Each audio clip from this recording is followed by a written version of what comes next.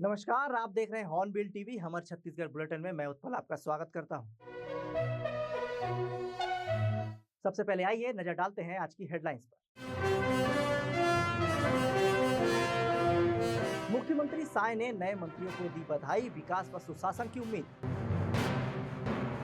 बिलासपुर में पानी की किल्लत को लेकर वार्डवासियों ने किया विकास भवन का घेराव। दुर्ग में आरटीओ की अवैध वसूली का ढाबा, कैमरे में कैद हुई उगाही। जगदलपुर में झमाझम बारिश से सड़कों पर जल भराव, घरों में घुसा पानी।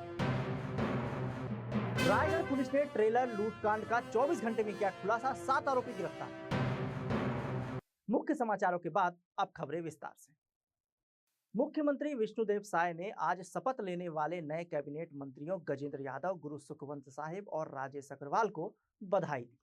उन्होंने विश्वास जताया कि नवनियुक्त मंत्री अपनी निष्ठा, कार्यकुशलता और समर्पण के साथ जनसेवा में योगदान देंगे तथा छत्तीसगढ़ को विकास और सुशासन के नए आयाम देंगे। मुख्यमंत्री ने उनके उज्जवल कार्यकाल की शुभकामनाएं देते हुए कहा कि राज्य सरकार सामूहिक सहयोग और प्रतिबद्धता के साथ जनता की आकांक्षाओं को पूरा करने के लिए निरंतर प्रयासरत है। बिलासपुर के वार्ड क्रमांक 5 में पानी की गंभीर समस्या को लेकर मंगलवार को वार्डवासियों और पार्षदों ने विकास भवन का घेराव किया। लोगों का आरोप है कि कई बार शिकायत करने के बावजूद जल आपूर्ति की समस्या का समाधान नहीं किया गया। पार्षद गायत्री साहू और कांग्रेसी नेता लक्ष्मी साहू ने आरोप लगाया कि ज्वाइंट कमिश्नर वार्डवासियों के साथ बदतमीजी करते हैं और राजनीतिक भेदभाव कर जल आपूर्ति रोकते हैं। नाराज लोगों ने मटकी लेकर नारेबाजी की और चेतावनी दी कि यदि समस्या का जल्द हल नहीं हुआ तो उग्र आंदोलन किया जाएगा। देखिए, गर्मी में तो वार्ड क्रमांक 5 की जनता जरूर पानी से त्रस्त रही, परेशानी में रही, लेकिन उन्होंने एक समझदारी दिखाई कि पूरे छत्तीसगढ़ में, पूरे देश में जल स्तर गिरा हुआ है, भीषण गर्मी है, तो हम लोगों ने ऐसा कोई कदम नहीं उठाया जो अनोखा लगे। लेकिन आज जब भारी बारिश हो चुकी है, जल स्तर ऊपर आ चुका है, ऐसी परिस्थितियों में भी वार्ड क्रमांक 5 की जनता और हमारी माता बहनें एक गिलास पानी के लिए भी 2-2 किलोमीटर उनको भटकना पड़ रहा है, दर-दर की ठोकर खानी पड़ रही है, रात-रात 11 बजे तक जगना पड़ रहा है टैंकर के इंतजार में, और उनकी रोजी-रोटी अलग से मार खा रही है। तो हमको मजबूरन ये कदम उठाना पड़ा।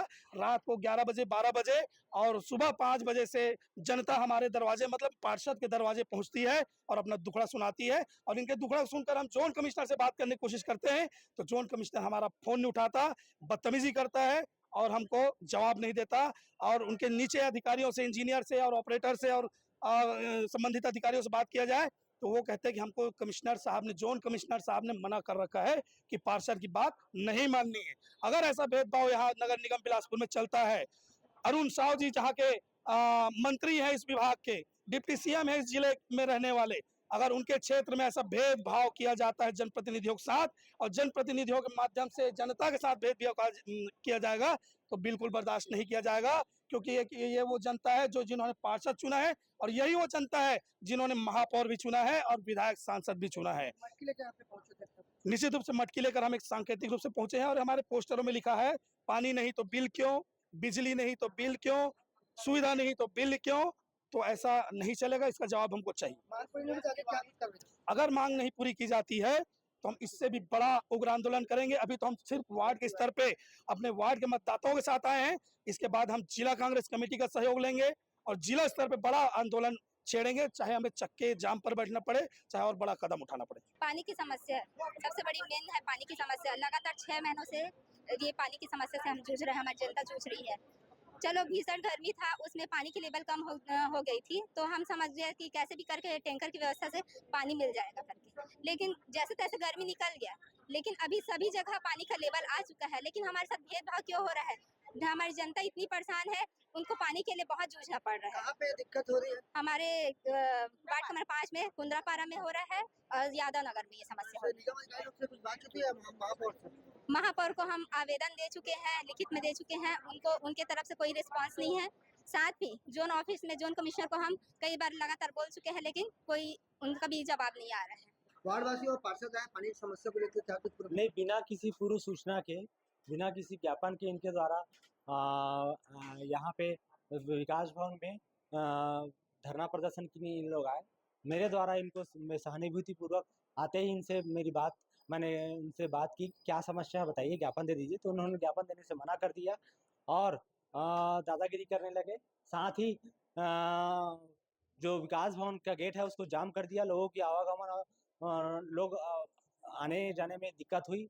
कोई भी अपना काम लेके आया उसको भी रोकने लगे। साथ ही साथ यहाँ महापौर मैडम के कार्यालय के सामने उन्होंने मटका फोड़ की कार्रवाई की, जो अवैधानिक था। तो उनके द्वारा किसी भी प्रकार का वैधानिक न्याय संगत और तर्कपूर्ण लोकतांत्रिक तरीके से किसी प्रकार का बात नहीं रखा गया और न ही हमारी बातों को उनके द्वारा सुना गया।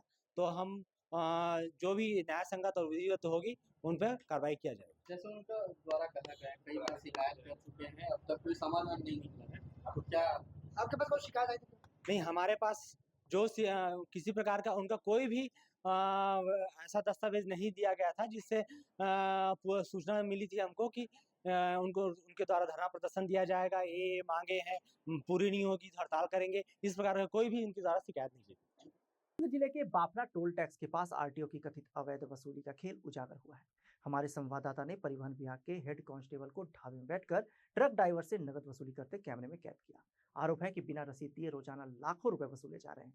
खुलासा होते ही विभाग द्वारा भेजे गए लठैत पत्रकारों से अभद्रता करते नजर आए और रिकॉर्डिंग का पता चलते ही मौके से भाग निकले। ड्राइवर घंटों परेशान रहे। मामले पर पूछे जाने पर उड़नदस्ता प्रभारी सनदी चांगड़े ने गोलमाल जवाब देकर पल्ला झाड़ लिया। भैया, जो अभी एक ट्रक का चालान किया गया था आपके द्वारा, तो क्या उसमें नगद लेने के प्रावधान है आपके आरटीओ ऑफिस में? अपना परिचय दे देंगे सर। मैं जी आर नगर परिवहन प्रधान आरक्षक। जी, परिवहन प्रधान आरक्षक। अभी एक ट्रक का चालान किया था आपने, तो क्या उसमें नगद का प्रावधान है या फिर गवर्नमेंट के द्वारा आपको ऑनलाइन पेमेंट लिया जाता है? दोनों हो रहा है, ऑनलाइन भी हो रहा है और नगद मशीन भी है हो अभी ऑनलाइन आपके पास में? नहीं। नहीं। टैक्स के नाम पे यहाँ पे वो रसीद कटी जा रही है, इनका ड्राइवर का भी आरोप है, क्या बोलते हैं? बिल्कुल निराधार है, कोई है नहीं है। तो मशीन क्यों नहीं यहाँ पे आपकी ऑनलाइन पेमेंट वाली? उपलब्ध नहीं हुए मेरे पास। कहाँ से उपलब्ध होता है, रायपुर से कि दुर्ग से? ये तो कन्फर्म पता नहीं जी, कन्फर्म पता नहीं कहाँ मिलेगा। कौन उच्च अधिकारी कौन यहाँ बैठते हैं? जांगड़े सर। पूरा नाम बताएंगे। सनत कुमार जांगड़े। क्या वो नहीं बैठते हैं, आप ही लोग बस बैठते हैं यहाँ पे? बैठते हैं, फील्ड में और जाते हैं ना, कई जगह लगता है। शिकायत मिल रही है कि जो ट्रक चालक हैं उनसे वाजिब ये जो बिलिंग की जाती है उसके लिए तो रसीद दिया जाता है, पर साथ ही एंट्री फीस भी ली जाती है। और ये शिकायत भी है कि वहाँ पे बाउंसर्स रखे जाते हैं और इसे लेकर कई बार शिकायतें की गई, उसके बावजूद उसका निराकरण नहीं किया जाता। नहीं, जो भी ट्रक चालक है या भी मालवाहक जो भी हमारे पॉइंट से गुजरती है उनको एमवी एक्ट के तहत चालानी कार्रवाई की जाती है और रसीद प्रॉपर दिए जाते हैं। किसी प्रकार के जो एंट्री फीस आपके माध्यम से जो कहा जा रहा है वो हम नहीं करते हैं सर। और जो बाउंसर वाली बात है वो भी नहीं है, गलत है, क्योंकि हमारे यहाँ जितने भी कर्मचारी वहाँ पे तैनात है हर एक पॉइंट में, वो सभी के सभी शासकीय हैं। और एक दो कर्मचारी जो ऐसे हैं जो एडॉक पे रखा हुआ है, उनको वो कर्मचारी लोग है वहाँ पे लिस्टेड है। सर उनको कोई यूनिफॉर्म प्रोवाइड नहीं हो रहा है? यूनिफॉर्म उनका प्रोवाइड नहीं है। उन लोग आईडी उन लोग का आईडी बना हुआ था, लेकिन इस बार अभी आईडी को हटा दिया, अभी तो आईडी नहीं देते हैं। कुछ उनको सरकारी उसमें तनख्वाह मिलता है, उनको वेतन मिलता है। सर आज भी बगैर रसीद काटे ही पैसों की वसूली की जा रही थी, जिसके वीडियो साक्ष्य हमारे पास है। ना किसी भी प्रकार का कोई डिजिटल जो कैश की मशीन थी वहाँ पे, और ना ही कोई, बस कैश लिया जा रहा था और ना ही कोई रसीद दी जा रही। इस बारे में क्या कहना है? यदि ऐसा कुछ है तो मैं बिल्कुल उस चीज़ को मैं देखूंगा, और यदि गलत कार्रवाई किए जा रहे हैं वहाँ पे तो उसको मैं कार्रवाई करूंगा ऐसे लोगों के ऊपर। सर एक चीज और, वहाँ पे एक ढाबे को विशेष रूप से आरटीओ ऑफिस के रूप में संचालित किया जा रहा है, अस्थायी रूप से। वो एक्चुअल में ऐसा है कि वो धूप जैसे ज्यादा हो जाती है उस पॉइंट में, तो कभी कभी जाके वहाँ पे टेबल लगा के बैठते हैं, हमेशा वहाँ पे ऐसा नहीं रहता है। हम तो वर्षों से इन चीजों को देख रहे हैं सर कि वहाँ पे टेबल लगाकर वहाँ पे लगाया जाता है और किसी अदरवाइज किसी व्यक्ति को वहाँ घुसने तक नहीं दिया जाता। वहाँ देखे होंगे आपके, वहाँ हमारी गाड़ी खड़ी रहती है, वो गाड़ी में क्या धूप से बचने के लिए कर्मचारी वहाँ पे जाके बैठते हैं और कार्रवाई करते हैं लोग एमवी एक्ट के तहत। मेरा शुभ नाम सनत कुमार जांगड़े है, मैं यहाँ पे परिवहन उड़नदस्ता दुर्ग का प्रभारी हूँ।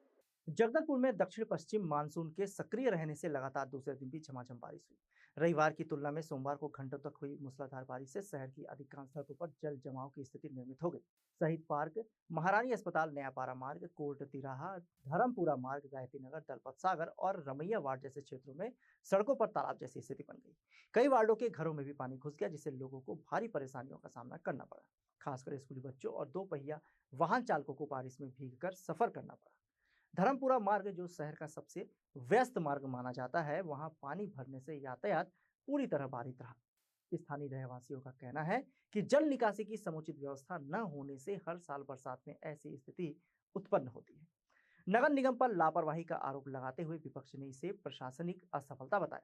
जल भराव को लेकर लगातार हम लोगों के द्वारा आवाज उठाया जा रहा है और यह भी कहा जा रहा है कि आपको जहां समझ में नहीं आए कम से कम संपर्क करें, तो उसको हम लोग क्या चर्चा करके उसका समाधान निकालें। लेकिन महापौर जी अपने आप को क्या साबित करना चाहते हैं ये तो मुझको नहीं पता, लेकिन झूठ पे झूठ जरूर बोल रहे हैं महापौर जी। महापौर जी अभी 4-5 दिन पहले भी सन सिटी के जल भराव की जो समस्या को हमने समाप्त कर दिया बोला। कल हम देखे पूरा पानी भरा हुआ है, पूरे शहर में पानी भरा हुआ है, वार्डों में पानी भरा हुआ है, घरों में पानी भरा हुआ है, स्कूलों में पानी भरा हुआ है। लगातार पूरा जनजीवन अस्त व्यस्त हो गया है बारिश से, परंतु महापौर जी को इन सब चीजों से कोई सरोकार नहीं है। महापौर जी लगातार सिर्फ हमने काम कर दिया। मैंने एक वीडियो भी जारी किया, उसमें भी मैंने वास्तविक रूप से बताया कि इनको काम कहाँ करना था। अप्रैल और मई महीने में काम कहाँ करना था, वहां इन्होंने एक जेसीबी का बकेट भी नहीं चलाया है, जिस कारण से आज शहर की जनता को ये जल भराव झेलना पड़ रहा है। रायगढ़ पुलिस ने तमनार क्षेत्र में हुए ट्रेलर लूटकांड का महज 24 घंटे में खुलासा कर 7 आरोपियों को गिरफ्तार किया है। पुलिस अधीक्षक दिव्यांग पटेल के निर्देशन में टीआई कमला पुसाम के नेतृत्व में गठित टीम ने आरोपियों से 4 ट्रेलर, 1 स्विफ्ट कार और मोबाइल फोन समेत कुल 1,56,24,000 रुपए की संपत्ति जब्त की। प्रार्थी संजय पटेल ने रिपोर्ट दर्ज कराई थी कि 18 अगस्त की रात हुकरा डिपा के पास अज्ञात बदमाशों ने उसके ट्रेलर को लूट लिया और ड्राइवरों के साथ मारपीट कर मोबाइल छीन ली। जांच में खुलासा हुआ कि मुख्य षड्यंत्रकारी ट्रेलर का पूर्व स्वामी अमन गोस्वामी ही था। पुलिस ने जिले में नाकाबंदी कर उड़ीसा तक दबिश दी और हमीरपुर के एक खेत से 4 ट्रेलर बरामद किए। पूछताछ में सामने आया कि आरोपी स्विफ्ट कार और कैंपर वाहन से पहुंचकर सुनियोजित ढंग से वारदात को अंजाम दिए थे। तमनार पुलिस ने एक बहुत बड़ी सफलता हासिल की है। 4 ट्रक की लूट की घटना हुई थी। परसों रात्रि 12 बजे के आसपास की बात है, जब 4 ट्रक को उनके ड्राइवरों के साथ मारपीट करके लूट के ले जाया गया था। जैसे ही सूचना पुलिस के पास आई, पुलिस तत्काल पतासाजी में जुटी। सीसीटीवी वगैरह के आधार पे जो सस्पेक्ट लोग थे उनके फ़ोटो दिखाए गए। जो ड्राइवर जिनके साथ मारपीट हुई थी उसमें से एक बंदा आइडेंटिफाई हुआ, अमन गोस्वामी। उसके आधार पे उसकी पतासाजी की गई तो पता चला कि वो कोरबा का रहने वाला है और पूर्व में ये ट्रक उसके मालिकी के थे।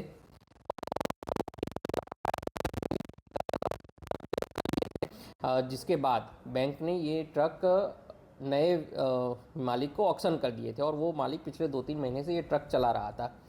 चूँकि ये ट्रक में जो जीपीएस लगा था उसका आईडी पासवर्ड नए मालिक ने चेंज नहीं किया था, जिसके कारण जो अमन था वो अभी भी उस ट्रक को ट्रेस कर रहा था। तो उससे उसने प्लान बनाया कि जब ट्रक का हर सेकंड का लोकेशन मुझे पता चल रहा है तो इसको चोरी करके ले जाते हैं और इसको बेच देंगे। वो अपने भाई और बाकी लोगों के साथ 8 लोगों के साथ मिल के पूरी घटना को अंजाम दिया और ट्रक ले जाके उड़ीसा में अपने दोस्त के यहाँ छुपा रहा था। जैसे ही अपने को सूचना मिली और आइडेंटिफाई हुआ, हमारी टीम कोरबा और आसपास के एरिया में गई और उसका पतासाजी किए। उसके अलग अलग नंबर खंगाले गए, उसका लोकेशन वगैरह ट्रैक किया गया तो पता चला कि वो उड़ीसा साइड गया हुआ है। वहाँ से उसके लोकेशन के आधार पे 4 ट्रक और सभी टोटल 7 आरोपी अभी गिरफ्तार किए गए हैं। 2 आरोपी अभी भी फरार है। मुख्य आरोपी अमन गोस्वामी, जिसने पूरा घटना की साजिश रची थी, उसको गिरफ्तार कर लिया गया है और उसके साथ उसके पिताजी भी शामिल थे और 4 ड्राइवर जिसको वो किराए पे लाया था उसको भी गिरफ्तार कर लिया गया है और उसके और 2 दोस्त जो उनको यहाँ पे छोड़ने आए थे और वो पूरी चोरी की घटना में फॉलो पायलटिंग का काम किए थे, वो दोनों की गिरफ्तारी अभी बची हुई है। उनको भी जल्द गिरफ्तार कर लिया जाएगा। जगदलपुर नगर निगम की राजनीति डिबेट के दौरान गर्मा गई जब महापौर संजय पांडे और कांग्रेस के उपनेता प्रतिपक्ष कोमल सेना आमने सामने भिड़ गए। दलपत सागर मुद्दे पर हुई बहस के दौरान महापौर द्वारा पूर्व पार्षद ललिता राव और कोमल सेना पर कथित अपवित्र टिप्पणी करने से विवाद गहरा गया। घटना के विरोध में शहर कांग्रेस अध्यक्ष सुशील मौर्य के नेतृत्व में कार्यकर्ताओं ने महापौर का पुतला दहन किया और थाना कोतवाली में एफआईआर के लिए आवेदन दिया। कांग्रेस नेताओं का कहना है कि यदि कार्रवाई नहीं हुई तो वे न्यायालय का रुख करेंगे। वहीं महापौर संजय पांडे ने आरोप लगाया कि जब उन्होंने प्रधानमंत्री आवास घोटाले का मुद्दा उठाया तो कांग्रेस पार्षद आपा खो बैठी और गाली गलौज की। पांडे ने कहा कि यह वही पार्षद है जिनके खिलाफ पहले भी भ्रष्टाचार का मामला दर्ज हो चुका है। मामला फिलहाल थाने तक पहुंच चुका है और सियासत गर्मा गई है। नैरेटिव सेट करना लिखा हुआ है। मैं बहुत अचंभित, बहुत दुखी और बहुत हतप्रद रहा। किस प्रकार का व्यवहार उस महिला पार्षद ने किया है ये आप सब लोग वीडियो में भी देख सकते हैं। जैसे ही भ्रष्टाचार की बात किया मैं, वैसे ही उखड़ पड़ी। आप सबको मालूम है कि पिछले कार्यकाल में 40 से ज़्यादा लोगों का भ्रष्टाचार, प्रधानमंत्री आवास योजना दिलाने के नाम से जो 25-25 हज़ार रुपये लेने का भ्रष्टाचार उसने किया।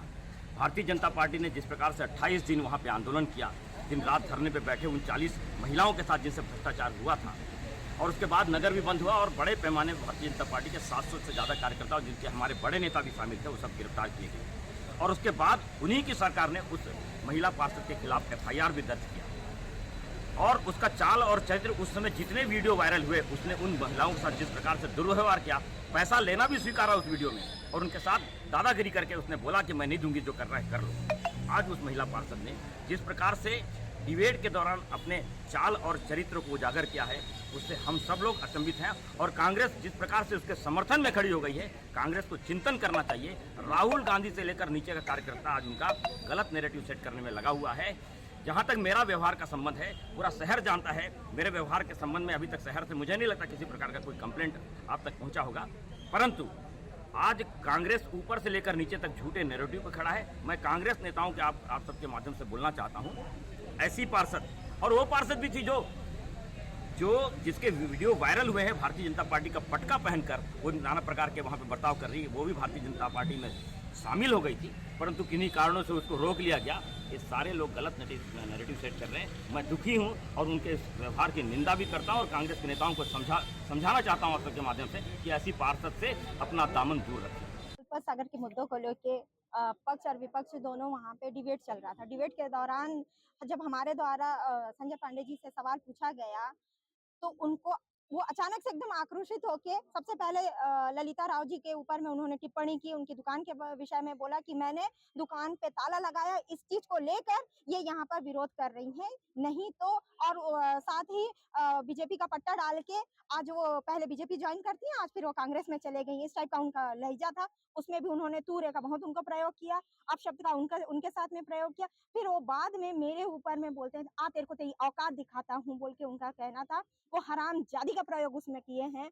वो इस तरह का लैंग्वेज का प्रयोग करके उन्होंने मुझे वहाँ पे गाली दी है। गाली देने के साथ साथ में जब मैं उनको ये बोली कि आप मेरे मामले को लेके, उन्होंने बोला कोई भी मामला अगर न्यायालय में निलंबित है तो आप उस प्रकरण को या उस विषय को आप कहीं पर सार्वजनिक जगह पे नहीं बोल सकते हैं। तो उस विषय को वो लेके वो मेरे को मेरी औकात, मेरी चरित्र को दिखाने की उन्होंने बात की है वहाँ पे। तो ये तो शोभनीय नहीं है। वो जगदलपुर के प्रथम नागरिक है, क्या उनको इस तरह की बातें करनी शोभा देती है क्या, बताइए आप। बिलासपुर में धर्मांतरण को लेकर विवाद लगातार गहराता जा रहा है। सोमवार को भरनी क्षेत्र के आवास पारा में सरकारी जमीन पर बने अवैध चर्च को तोड़े जाने के बाद अब सरकंडा क्षेत्र में धर्मांतरण कराने का नया मामला सामने आया है। जानकारी के अनुसार एक मकान में धर्मांतरण की गतिविधि चल रही थी, जिसकी भनक लगते ही हिंदू संगठन के कार्यकर्ता मौके पर पहुंच गए। विवाद बढ़ने पर मामला थाने तक पहुंचा और पुलिस ने 2 महिलाओं पर एफआईआर दर्ज कर उन्हें गिरफ्तार कर लिया। हिंदू संगठन का आरोप है कि शहर में लगातार धर्मांतरण की घटनाएं सामने आ रही है और अब तक 50 से अधिक मामले दर्ज हो चुके हैं। संगठन के कार्यकर्ताओं का कहना है कि यदि प्रशासन ने इस पर रोक नहीं लगाई तो आने वाले दिनों में वे उग्र आंदोलन के लिए बाध्य होंगे। फिलहाल पुलिस मामले की जांच कर रही है और आगे की कार्रवाई की बात कही है। हम लोग लेकर थाने में आते हैं। हम लोग धर्मांतरण के माध्यम से यहाँ पे आए हैं।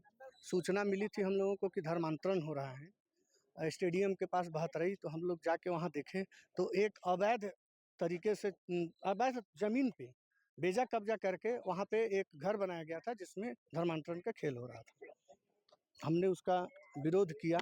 प्रशासन को सबसे पहले हमारा एक रूल्स है हमारे संगठन का, बजरंग दल का, कि हम पहले प्रशासन को सूचित करते हैं, उसके बाद हम सभी दायित्ववान व्यक्ति और संगठन के लोग पहुंच के और उचित कार्रवाई करने के लिए आग्रह करते हैं। ये लगातार धर्मांतरण के केस सामने आ रहे हैं, तो कोई उचित कार्रवाई नहीं हो रही। ये लगातार तो हम लोग धर्मांतरण का साल 2 साल होने जा रहा है, लगातार हमने धर्मांतरण के केस को पकड़े हैं और सारी एविडेंस के साथ हमने एविडेंस भी दिया, लेकिन उस पे भी उचित कार्रवाई क्यों नहीं हो पा रहा है, समझ में नहीं आ रहा है। तो हमारा शासन प्रशासन से बस यही एक आग्रह है कि इस पे त्वरित और तत्काल उचित कार्रवाई करे, और अगर प्रशासन इसमें असक्षमता दिखा रही है तो हम लोगों को फ्री हैंड करे, हम अपने हिसाब से कोई उचित कार्रवाई करें, क्योंकि हमारे धर्म के साथ खिलवाड़ कितने दिन तक चलेगा और हम कितने दिन तक बर्दाश्त करेंगे। सरकंडा अंतर्गत बहतरई स्टेडियम के पास में प्रमीला केवट एक महिला है, वो अपने घर में उनके द्वारा और उनके साथ में पूनम शर्मा एक और महिला थी, उनके द्वारा प्रार्थना सभा अनाधिकृत रूप से आयोजित करके प्रलोभन दिया जा रहा था लोगों को और वहाँ प्रार्थना कराई जा रही थी। इसमें सरकंडा पुलिस के द्वारा तत्काल FIR दर्ज करके इन दोनों को अभी हम लोग गिरफ्तार कर लिए।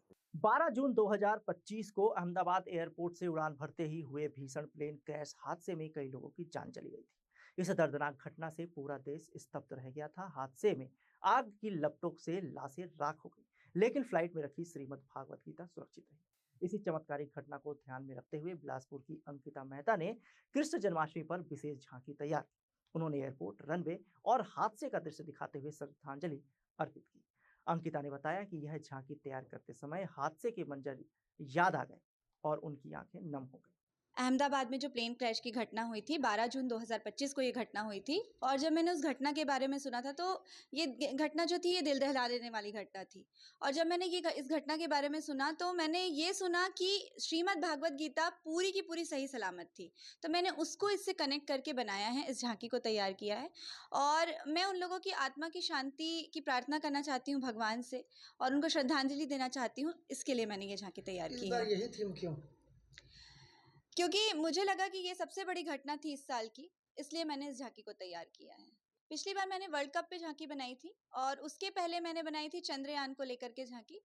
गणेश जी का जो आने वाला है, गणेश जी का दिन जो आने वाला है, उसमें मैं ऑपरेशन सिंदूर को लेकर के झांकी तैयार करूंगी। कितने दिन लगे इसे तैयार करने में, कितनी कड़ी मेहनत? इसे मुझे 2 दिन लगा है तैयार करने में। कितने लोग थे आप अकेले में? नहीं, 2 लोग थे हम लोग, मैं थी और मेरा एक फ्रेंड था, अंकिता मेहता। आज के बुलेटिन में बस इतना ही। मुझे दीजिए इजाजत। देखते रहिए हॉर्नबिल टीवी।